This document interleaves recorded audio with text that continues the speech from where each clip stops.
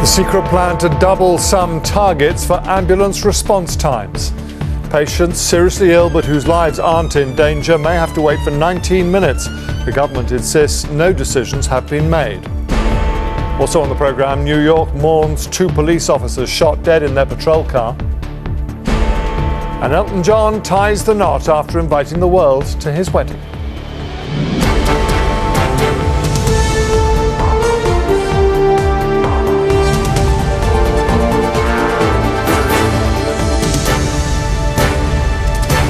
This is ITV News with James Mates. Good evening. Seriously ill patients in England could have to wait twice as long for an ambulance to arrive under secret proposals being considered by the government. A leaked NHS document has recommended increasing the response time target from 8 minutes to as long as 19 minutes for those with serious but not life-threatening conditions. The Health Secretary says nothing has been decided yet. Lewis Vaughan-Jones reports. Ambulance services are stretched. This was Birmingham in the early hours of this morning.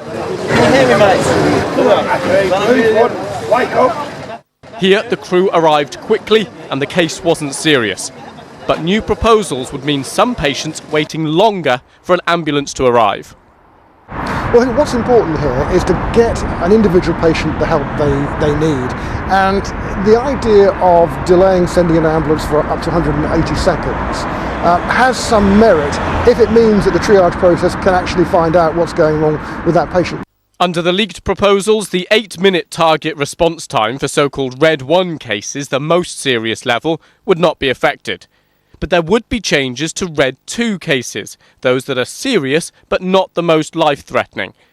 So for some less urgent cases, response times could go up from 8 minutes to 19 minutes.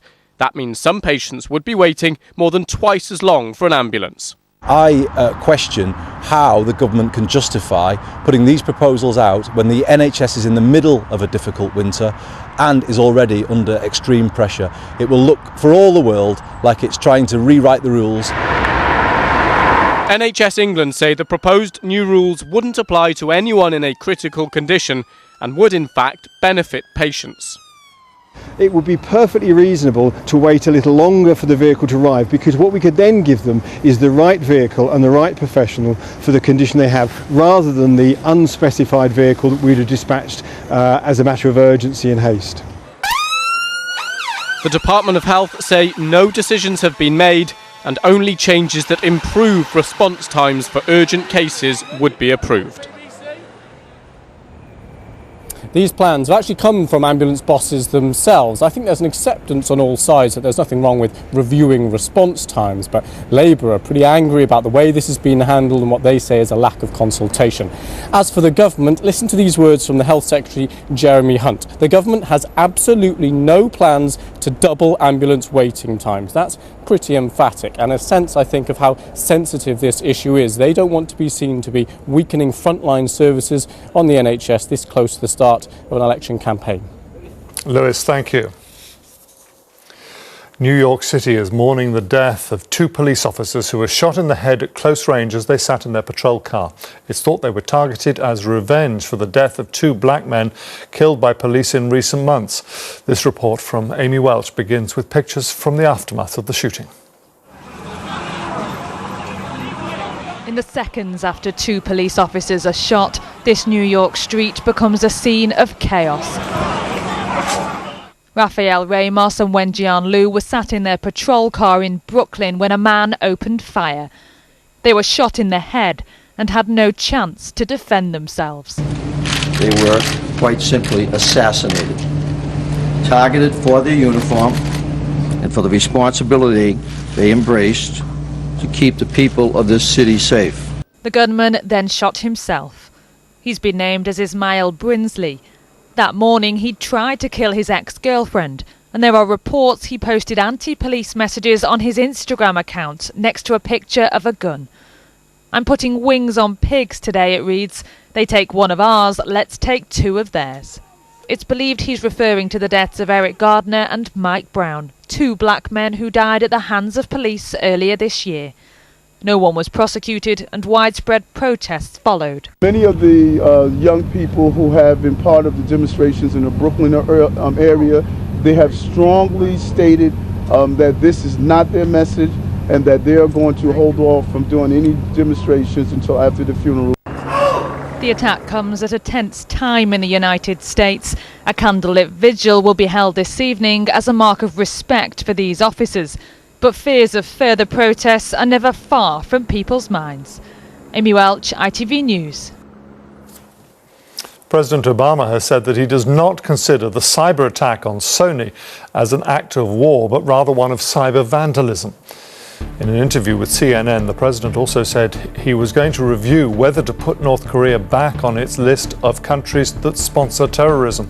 The US blames it for the attack on Sony Pictures, which led to it cancelling the release of its film, The Interview.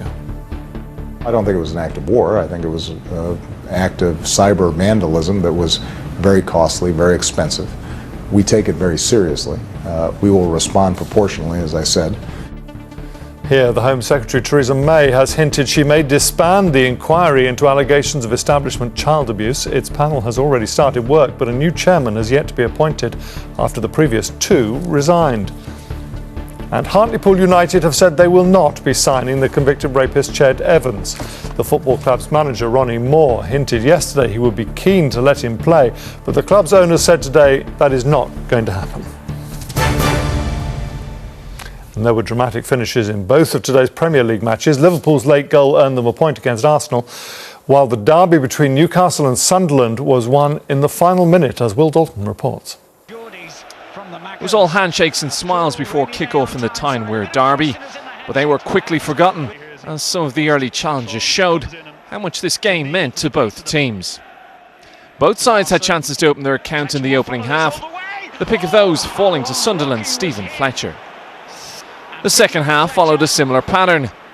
This time Jordi Gomez guilty of missing a clear-cut chance. And Newcastle almost made them pay. Moussa Sissoko forcing Costel Pantilimon into a fine save. And just manages. Sunderland were aiming for their fourth successive win in this derby. And Adam Johnson provided the winner in the 90th minute, securing a 1-0 win. Liverpool entertained Arsenal at Anfield, looking to get their season back on track, and took the lead just before half-time through Philippe Coutinho. But Arsenal hit back almost immediately, Mathieu Debuchy heading home to leave the scores level at the break. Midway through the second half, Olivier Giroud shocked the home crowd to give Arsenal the lead, but Martin Skrtel secured a point for Liverpool deep into injury time, leaving the final score Liverpool 2, Arsenal 2. Will Dalton, ITV News. In the Scottish Premiership, Dundee United beat leaders Celtic 2-1 to go second. Stuart Armstrong's header proved to be the winner for the home side. They are now just 4 points behind Celtic, who remain at the top of the table. And finally, 9 years after entering into a civil partnership, Sir Elton John officially married David Furnish today. It was a wedding he wanted to share with the world, at least judging by the photos he and his guests have been sharing on social media all day. Simon Harris reports. The moment Britain's best-known civil partnership became a marriage recognised in law, and with the legal niceties over, it was time for the wedding ceremony. Sir Elton and David exchanging vows, one of their sons getting in on the act. The wedding was held in their Berkshire mansion, where earlier a succession of celebrity guests were driven past photographers and through the imposing gates. Sir Elton John and David Furnish chose to tie the knot for the second time on the 9th anniversary of their first ceremony. 11 days ago, the law changed, allowing couples in a civil partnership to convert to marriage. Sir Elton made headlines when he and his partner entered a civil partnership on the day they became legal in 2005. It was a very public affair at the Guildhall in Windsor. In contrast, today's wedding was much more low-key, but in its own way just as groundbreaking thanks to social media. The build-up was played out on Instagram, the invitation, the couple's son's polished shoes.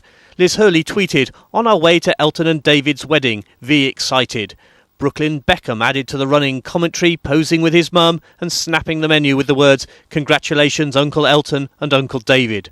And Liz Hurley with one of the grooms. As the light faded, the limos and 4x4s were leaving. Sir Elton might have lived the rock and roll lifestyle, but the days of the all-night parties, it seems, are over. Simon Harris, ITV News, Berkshire. And that is it. The national weather is next, but I'm back with the late news at 11. Until then, have a very good evening. Goodbye.